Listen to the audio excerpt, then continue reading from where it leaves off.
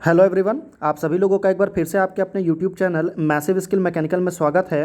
दोस्तों, आज के इस वीडियो में मैं आप सभी लोगों को टॉप 20 मैकेनिकल इंजीनियरिंग के ऑब्जेक्टिव क्वेश्चन और आंसर डिस्कस करूंगा, जो कि आपके आने वाले एनएमडीसी के एग्जाम के लिए काफ़ी ज़्यादा इंपॉर्टेंट रहेगा।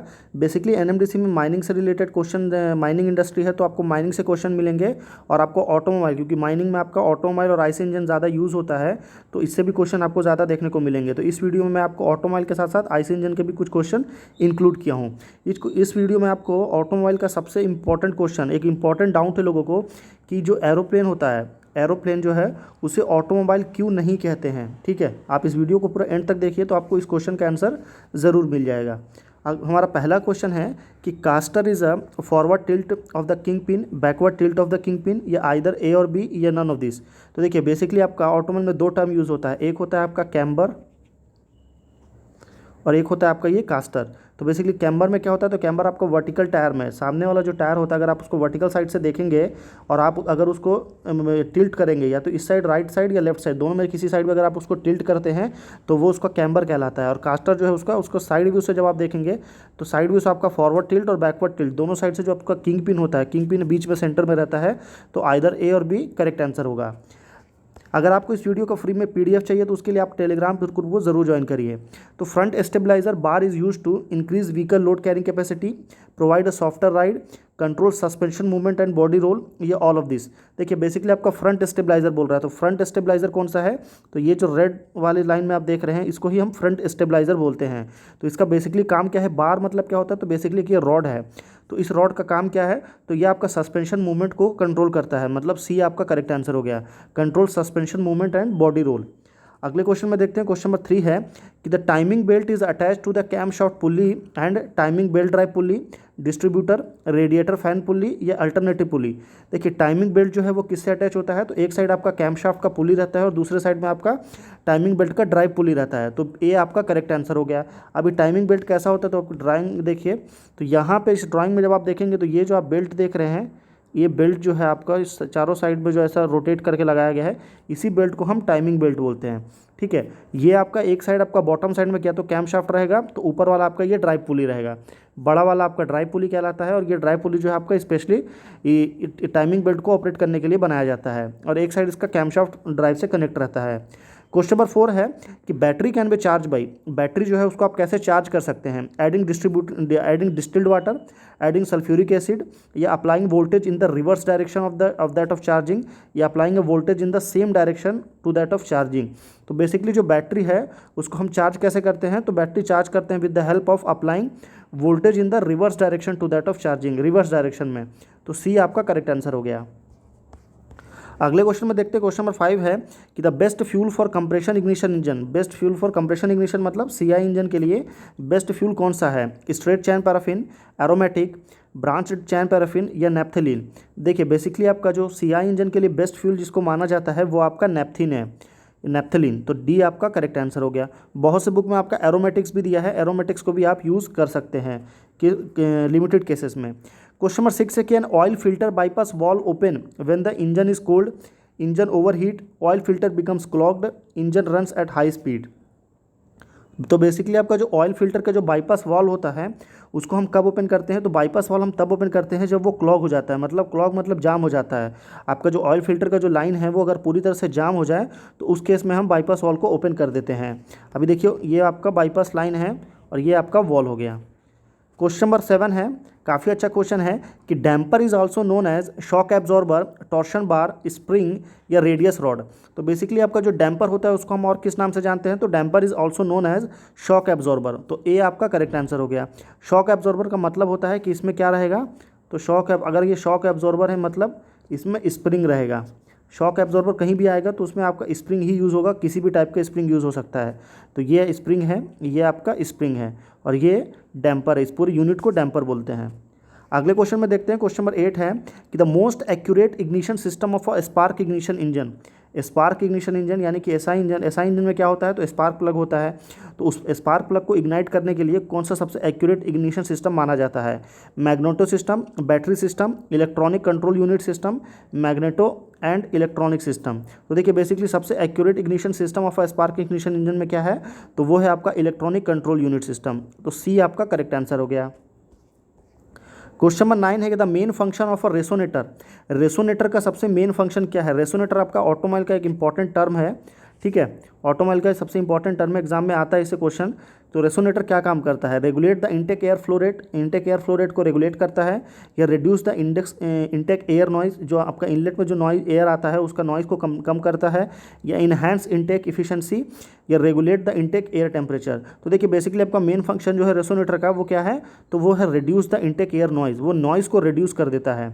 तो नॉइज़ को रिड्यूस कैसे करता है? तो देखिए ये जो है ये आपका रेसोनेटर लगा रहता है, और जहाँ सक्शन करके जो आपका एयर अंदर इसके अंदर में इन करता है, उसका जो नॉइज़ रहता है उस नॉइज़ को वो रिड्यूस कर देता है। सिर्फ और सिर्फ नॉइज़ को रिड्यूस करने का काम करता है रेसोनेटर। अगला क्वेश्चन है, क्वेश्चन नंबर 10 है कि the combustion process in a diesel engine is a constant volume process, constant pressure process, constant temperature process, या एडियाबैटिक प्रोसेस। तो देखिए बेसिकली आपका डीजल इंजन मतलब सीआई इंजन, और पेट्रोल इंजन मतलब एसआई इंजन। तो जो आपका पेट्रोल इंजन होता है वो होता है कांस्टेंट वॉल्यूम प्रोसेस में, और डीजल इंजन जो होता है वो होता है आपका कांस्टेंट प्रेशर प्रोसेस में। तो बी आपका करेक्ट आंसर हो गया। अगर आप उसका पीवी डायग्राम देखेंगे तो ये देखिए यहाँ पे इसमें कांस्टेंट वॉल्यूम भी रहता है, कांस्टेंट प्रेशर भी रहता है, और बाकी आपका आइसेंट्रोपिक हीट कंप्रेशन और आइसेंट्रोपिक हीट एग्जॉस्ट भी रहता है। तो ये 4 प्रोसेस हैं पूरे। इसमें आपका कांस्टेंट प्रेशर भी है, कांस्टेंट वॉल्यूम भी है, और ये 2 प्रोसेस रहता है। अगले क्वेश्चन में देखते हैं, क्वेश्चन नंबर 11 है कि in the damper fluid leakage typically occurs from upper damper mounting, bottom of damper, clearance between inner and outer tubes of a damper, या कॉइल स्प्रिंग माउंटिंग। तो डैम्पर का जो फ्लूइड लीकेज होता है, ये damper के अंदर में जो फ्लूइड का जो लीकेज होता है वो किसकी वजह से होता है? तो वो होता है clearance between inner and outer tube से, या तो उसमें क्या हो सकता है? तो ये इसका बॉटम के डैम्पर के बॉटम साइड से आ सकता है ये फ्लूइड लीकेज। क्वेश्चन नंबर 12 सबसे इंपॉर्टेंट क्वेश्चन है कि the tyre rotation is generally done at 1000 kilometre, 4000 kilometre, 6000 kilometre, या 10000 किलोमीटर। तो देखिए बेसिकली आपका जो टायर रोटेशन होता है वो जनरली किस पे होता है? तो वो जनरली होता है 10000 किलोमीटर में। तो डी आपका करेक्ट आंसर हो गया। ये क्या हो रहा है? तो ये आपका टायर का रोटेशन हो रहा है। ये टायर रोटेशन कुछ इस तरह से होता है। अगला क्वेश्चन है, क्वेश्चन नंबर 13 है कि an under inflated tire will wear the thread most near the center, near the edge, in the lateral direction, in the cross direction। देखिए अंडर जो इन्फ्लेटेड टायर होता है, ये अगर मान लीजिए आपका इन्फ्लेटेड टायर है, तो इन्फ्लेटेड टायर में जो है अगर जो टीयर एंड वियर जो होता है, वियर मतलब होता है घिस जाना, तो वो सबसे ज़्यादा कहाँ से घिसता है? तो वो आपका साइड से घिसता है, साइड मतलब एज से। तो बी आपका करेक्ट आंसर हो गया। क्वेश्चन नंबर 14 में चलते हैं कि which of the following parameter can be adjusted by the modifying the tie rod attachment length. अगर आपका जो टाई रॉड होता है, ठीक है, उसका लेंथ को अगर आप एडजस्ट करेंगे तो कौन सा पैरामीटर जो है वो एडजस्ट होगा? कैम्बर, कास्टर, टो, या स्टीयरिंग गियर रेशियो। तो टाई रॉड का अटैचमेंट से आपका टो जो है वो एडजस्ट होगा। तो सी आपका करेक्ट आंसर है। यहाँ में देखिए तो ये आपका ये यूनिट टो कहलाता है। अगला क्वेश्चन है, क्वेश्चन नंबर 15 है कि the basic purpose of a tyre rotation on automobile is to avoid ply separation, equalise wear, get better ride, या नन ऑफ दिस। तो देखिए बेसिकली इसका basic purpose of a tyre rotation का जो basic purpose है वो क्या होता है? तो वो होता है वियर को इक्वलाइज करना। तो बी आपका करेक्ट आंसर हो गया। इक्वलाइज वियर, टायर रोटेशन का जो सबसे बेसिक पर्पज है वो वियर को इक्वलाइज करना, ताकि जो है साइड से टायर आपका घिसे नहीं। क्वेश्चन नंबर 16 है, जिस क्वेश्चन के बारे में मैं स्टार्टिंग में डिस्कस कर रहा था कि which of the following is not an automobile. Automobile इन चारों में से कौन नहीं है? मोटरसाइकिल, पैसेंजर, एरोप्लेन, या ट्रक। तो देखिए बेसिकली आपका ये तो बता दिया था मैंने आपको कि एरोप्लेन जो है वो आपका ऑटोमोबाइल में नहीं आता है। पर क्यों नहीं आता है? देखिए बेसिकली क्या होता है कि नॉर्मल आप मान लीजिए कार लीजिए, कार का देखिए ऑटोमोबाइल का बेसिक कैरेक्टरिस्टिक क्या होता है? 4 व्हील होगा, आईसी इंजन होगा, ठीक है, आईसी इंजन होगा, और एक ही इंजन होगा। कितना? एक ही इंजन होगा। और यहाँ पे क्या है? और ये आपका लैंड पे मतलब ज़मीन पे चलेगा, तो वो आपका एरोप्लेन, ये आपका ऑटोमोबाइल के ये सारे कैरेक्टरिस्टिक्स हैं। एरोप्लेन क्या है? उसमें 4 व्हील होते हैं, नहीं 4 व्हील नहीं होते। इसमें एक आईसी इंजन होता है, नहीं इसमें एक से ज़्यादा इंजन होता है, और ये लैंड पे नहीं जबकि एयर में काम करता है। तो बेसिकली इसलिए आपका एरोप्लेन जो है वो ऑटोमोबाइल में नहीं माना जाता है। क्वेश्चन नंबर 17 में चलते हैं कि the material use for cylinder blocks are. ये जो सिलेंडर के जो ब्लॉक्स हैं इसको बनाने के लिए कौन सा मटेरियल यूज़ किया जाता है? Cast iron and steel, cast iron and aluminium alloy, steel and aluminium alloy, brass and steel. तो देखिए सिलेंडर ब्लॉक को बनाने के लिए जो मटेरियल यूज़ किया जाता है वो है आपका cast iron and aluminium alloy. तो बी आपका करेक्ट आंसर हो गया। क्वेश्चन नंबर 18 में चलते हैं कि the included angle in the sum of the camber and caster, caster and SAI, camber and SAI, camber and toe in. तो देखिए जो इंक्लूडेड एंगल होता है वो किसका सम होता है? तो वो होता है कैम्बर का प्लस एसएआई का। अभी एसएआई का फुल फॉर्म क्या है आपको पता है तो नीचे कमेंट करके ज़रूर बताइए। क्वेश्चन नंबर 19 है कि vulcanising means heating rubber under pressure, spraying with special paints, melting rubber while steering it, या नन ऑफ दिस। तो बेसिकली आपका जो वल्केनाइजिंग है, वल्केनाइजिंग का मतलब क्या होता है, तो हीटिंग रबर अंडर प्रेशर, जो रबर होता है उसको अगर आप अंडर प्रेशर में हीट करेंगे तो वो आपका वल्केनाइजिंग कहलाता है। क्वेश्चन नंबर 20 है कि the material generally use for cylinder sleeves, cylinder के स्लीव्स बनाने के लिए कौन सा मटेरियल यूज़ किया जाता है, एल्यूमिनियम, सिरेमिक, कास्ट आयरन, या फाइबर रेनफोर्स प्लास्टिक। तो 4 ऑप्शन है, राइट आंसर क्या होगा नीचे कमेंट करके ज़रूर बताइए। वीडियो पसंद आया तो प्लीज़ ज़रूर इसे बिना लाइक करे मत जाइए, लाइक करिए, शेयर करिए, चैनल को ज़रूर सब्सक्राइब करिए। अगर आपको इस